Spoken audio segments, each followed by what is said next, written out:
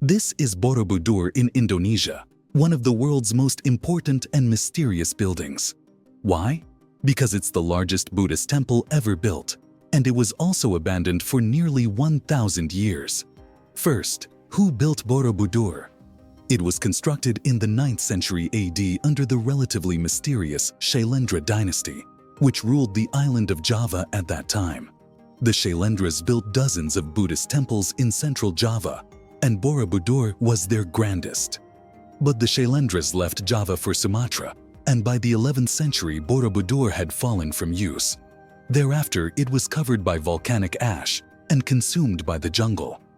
Other than references to a mysterious temple hidden in the forests of Java, Borobudur disappeared from history until 1814, when it was investigated by the British governor of Java, Stamford Raffles, who had been told about it by local people. Over the next century, Borobudur was gradually excavated, though it remained in partial ruins. In 1911, it was restored by Dutch archaeologists.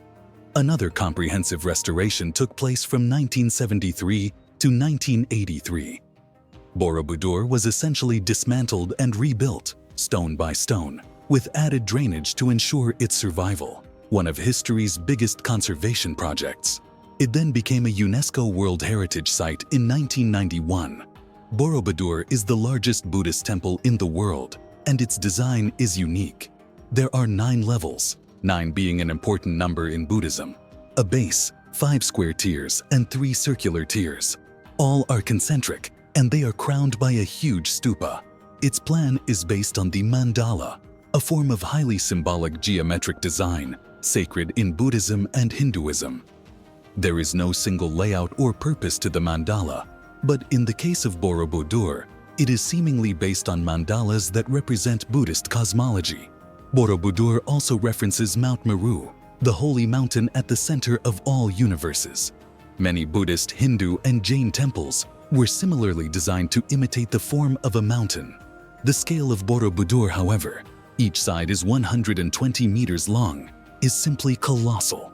And Borobudur also draws on the form of the stupa, a type of dome-shaped Buddhist shrine that contains relics associated either with the Buddha or other holy figures. The most famous example is probably the Great Stupa at Sanchi in India from the 3rd century BC. So Borobudur's design combines a multitude of symbolic forms. It is a comprehensive and scrupulously designed religious monument. It was supposedly created by an architect called Gunadarma, but Borobudur, like the Sailendra dynasty that built it, remains shrouded in mystery. And that's not all.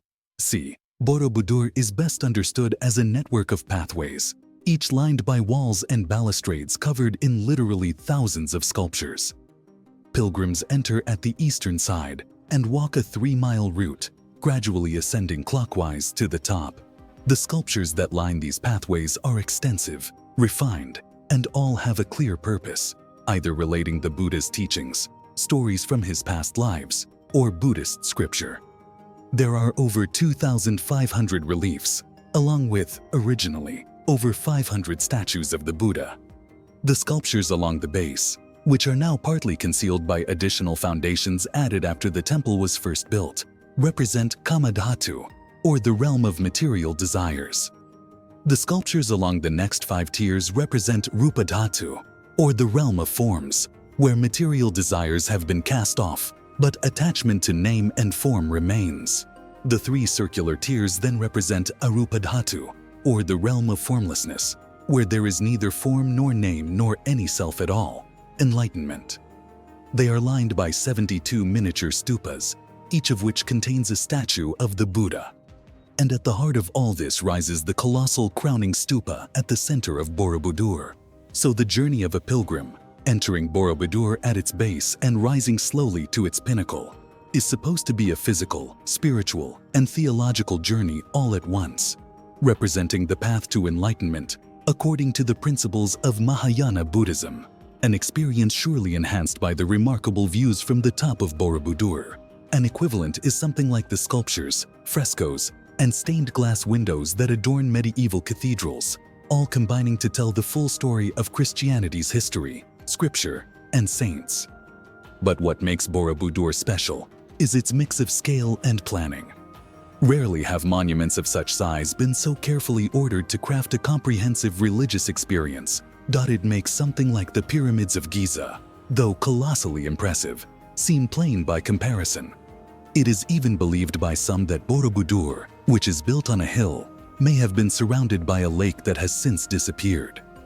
Though disputed, there is evidence of at least some watercourse, and therefore, like a floating lotus, another layer of symbolism.